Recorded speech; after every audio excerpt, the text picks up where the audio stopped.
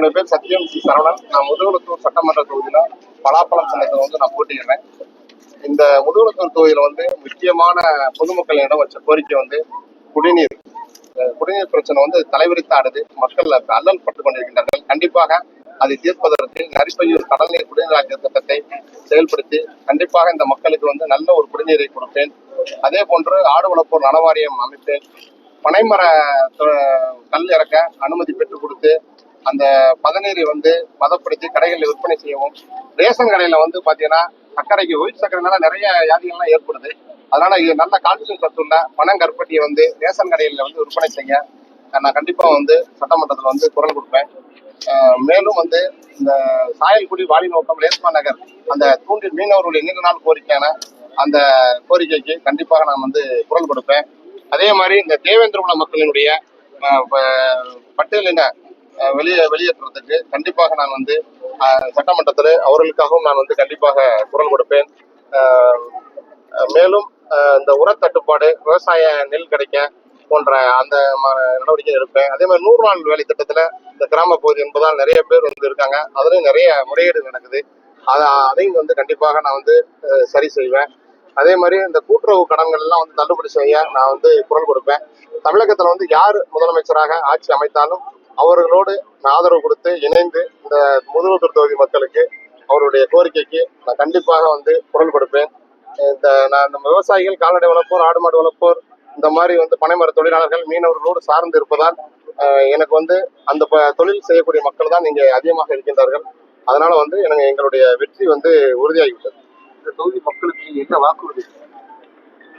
நான் வந்து மொத்தம் 24 எழுத்துப்பூர்வமாவே நான் வந்து தேர்தல் அறிக்கையை வந்து 24 பாயிண்ட் கொடுத்துருக்கேன்.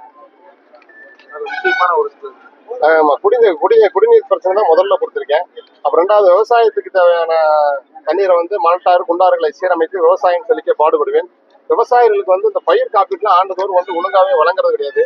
அப்புறம் நமது புவிசார் குறியீடு குண்டு மிளகாய்க்கு சேமிப்பு கிடங்கு அமைத்து மிளகாய் பதப்படுத்த குளிர்பதன கிடங்கு வந்து கண்டிப்பா வந்து நான் அமைத்து கொடுப்பேன். ஆடு வளர்ப்போர் நலவாரி அமைத்து தரப்படும். வனத்துறையில் ஆடு மேய்க்க பழைய பட்டிப்பாசி முறையை அமல்படுத்தப்படும். ஆடு வளர்ப்போர் இடம் விட்டு இடம்பெயர்ந்து மேய்ச்சலுக்காக காடுகளில் தனியாக இருப்பதால் சட்டமன்றத்தில் ஆடு வளர்ப்போர் பாதுகாப்பு சட்டத்தை இயற்றுவதற்கு குரல் கொடுப்பேன். முதுகுளத்தூர் சட்டமன்ற தொகுதிக்கு 24 மணி நேரமும் இங்க பாத்தீங்கன்னா 9 மணிக்கு மேல பஸ்ஸே இருக்க மாட்டேங்குது. 24 மணி நேரமும் வந்து அவங்களுக்கு வந்து நான் போக்குவரத்து சேவையை வந்து செய்வேன். தமிழகம் முழுவதும் பனைமர கல் இறக்க அனுமதி அளிக்க வேண்டி பாடுபடுவேன். முதுகுளத்தூர் தொகுதியை பொறுத்தவரை விவசாயிகளும் கால்நடை வளர்ப்போரும் அதிக அளவில் இருப்பதால் நாங்கள் தான் வந்து 51,000 வாக்குகள் வித்தியாசத்துல நாங்க வந்து கண்டிப்பா வெற்றி பெறுவது உறுதியாகும். ஒவ்வொரு ஊராக நாங்கள் பிரச்சாரம் முதுகுளத்தூர் சட்டமன்ற தொகுதியை முழுவதும் கிராம வாக்கு வங்கிகள் அனைத்துமே எங்களுக்கு வந்து பலமாக இருக்கிறது. நாங்கள் வெற்றி பெறுவது வந்து உறுதியாகிவிட்டது. நாங்கள் வந்து பாத்தீங்கன்னா இந்த முதுகுளத்தூர் தொகுதியை பொறுத்தவரை குடி தண்ணீர் வந்து பிரச்சனை வந்து இந்த பெண்களும் தாய்மார்களும் அந்த தள்ளு வண்டியில வந்து பாத்தீங்கன்னா தள்ளிட்டு போறாங்க. அதை பார்க்கும்போது உண்மையில எனக்கு வந்து கண் கலங்குது.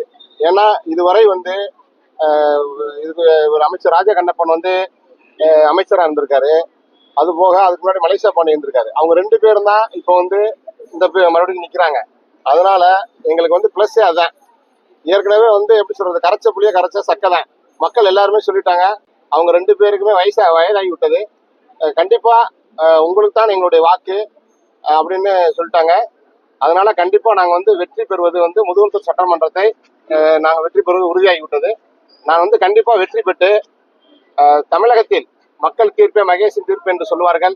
தமிழகத்தில் 2026 யார் வந்து வெற்றி பெற்று முதலமைச்சராக ஆட்சி அமைத்தாலும் சரி, அவர்களோடு இணைந்து கண்டிப்பாக இந்த முதுகுளத்தூர் தொகுதி மக்களுக்கு அந்த மலட்டாறு குண்டாறுகளை எல்லாம் சீர் செய்து விவசாயத்துக்கு தேவையான தண்ணீர், அதே மாதிரி நரிப்பையூர் வந்து கடல் நீரை குடிநீர் திட்டம், இந்த காவிரி குடிநீர் திட்டம், இதையெல்லாம் ஒழுங்கா செயல்படுத்தி இந்த மக்களுக்கு வந்து நல்ல சுகாதாரமான ஒரு குடிநீரை கொடுக்கணும். ஏன்னா நிறைய வந்து பாத்தீங்கன்னா இந்த சிறுநீரக பாதிப்புகள், பிரஷர் போன்ற வியாதிகளால இந்த மக்கள் நிறைய வந்து அவதிப்பட்டு இருக்காங்க. இதுக்கு காரணம் என்னன்னா உப்பு தண்ணி தான் அப்படின்ட்டு மருத்துவ ரீதியா வந்து நான் வந்து இப்ப தெரிஞ்சுக்கிட்டேன்.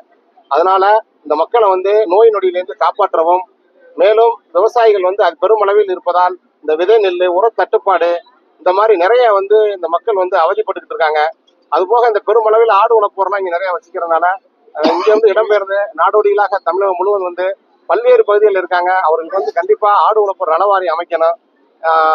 அது போக இந்த ஆடு வளர்ப்போருக்கு வந்து மற்ற சட்டங்களை போன்று ஒரு சிறப்பு சட்டத்தை வந்து சட்டமன்றத்தில் ஏற்றி இந்த ஆடு வளர்ப்போர் பாதுகாப்பு சட்டத்தை கொண்டுட்டு வரணும். அதே மாதிரி வந்து இந்த தேவேந்திர குல மக்களினுடைய நீண்டகால கோரிக்கையான இந்த பட்டியலினத்திலிருந்து வெளியேற்ற சட்டமன்றத்தில் வந்து நான் கண்டிப்பா வந்து குரல் கொடுப்பேன். நான் அனைத்து சமுதாய மக்களுக்கும் நான் வந்து சமமானவனாக செயல்பட்டு சட்டமன்ற உறுப்பினராக செயல்பட்டு, ஏன்னா மக்களுடைய எதிர்பார்ப்பு வந்து பாத்தீங்கன்னா முதுகுளத்தூர் தொகுதியில என் மீது வந்து மக்கள் அவ்வளவு ஒரு பாசமாகவும் தொகுதி முழுவதுமே வந்து ரொம்ப அன்போடும் என்னை வந்து வரவேற்கிறாங்க. இதுல என்னுடைய வெற்றி உறுதியாகிவிட்டது தெல்ல தெளிவாக தெரிகிறது. அமைச்சர் ராஜ கண்ணப்பன் அவர்களும் மலேசியா பாண்டியன் அவர்களும் கண்டிப்பாக தோல்வி தழுவுவார்கள். ஏன்னா ஏற்கனவே 2 பேருமே வந்து பதவியில இருந்திருக்காங்க. இந்த தடவை உங்களுக்கு தான் வாய்ப்பு அப்படின்னு சொல்லிட்டு எல்லா இடத்துலையும் பெண்களும் சரி எல்லாருமே வந்து எனக்கு வந்து நல்ல ஒரு போராட்டங்கள் ஃபுல்லாவே நல்ல வரவேற்பு இருக்கு. நானும் சொல்லிட்டேன், இந்த குடிநீர் தள்ளு வண்டி எல்லாம் வந்து பாத்தீங்கன்னா மே 4ஆம் தேதி ஜெயிச்ச உடனே நான் வந்து 100 நாளைக்குள்ள உங்களுக்கு தண்ணீர் பஞ்சத்தை தீர்த்து தர அனைத்து நடவடிக்கைகளையும் விரைவா எடுப்பேன். உடனடியா இந்த தள்ளு வண்டியை ஃபுல்லா காயிலாங்கடைக்கு நீங்க வந்து போடலாம் அப்படின்ட்டு பெண்களிடம் மக்களிடம் எல்லாமே சொல்லிட்டேன்.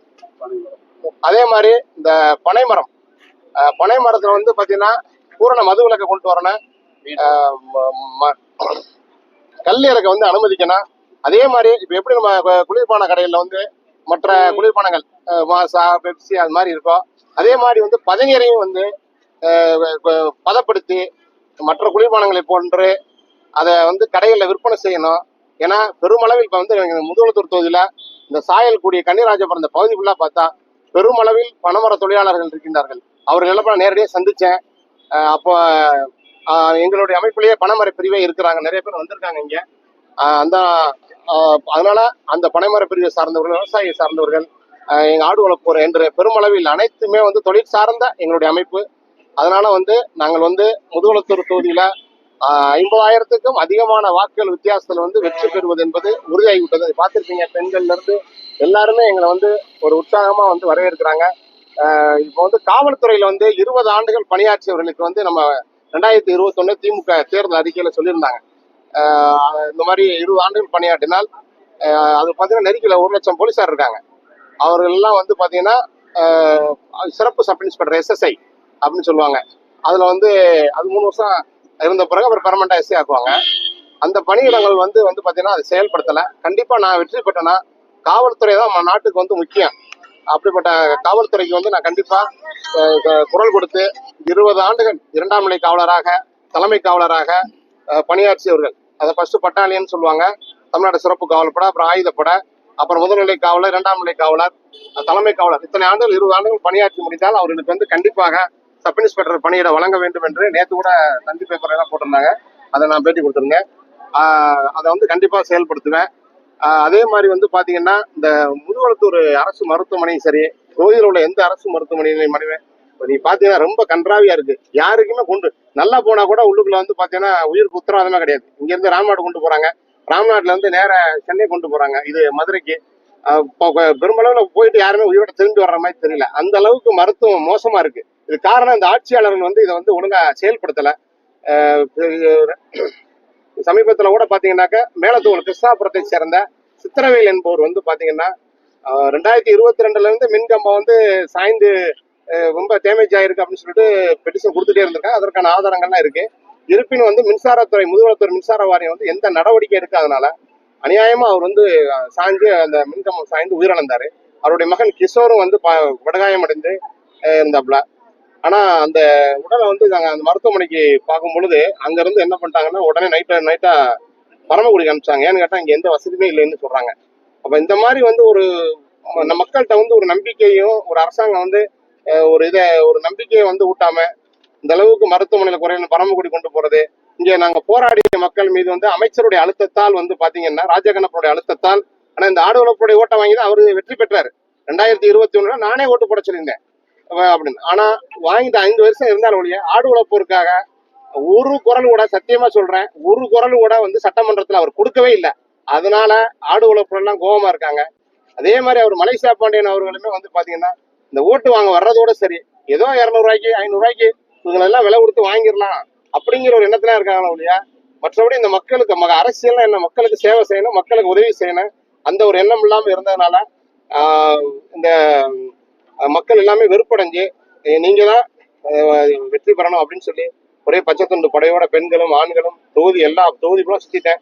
எல்லாருமே வந்து அன்போடு இது பண்றாங்க. அதனால எங்களுடைய வெற்றி வந்து 100% உறுதியாகிவிட்டது. ஆமா.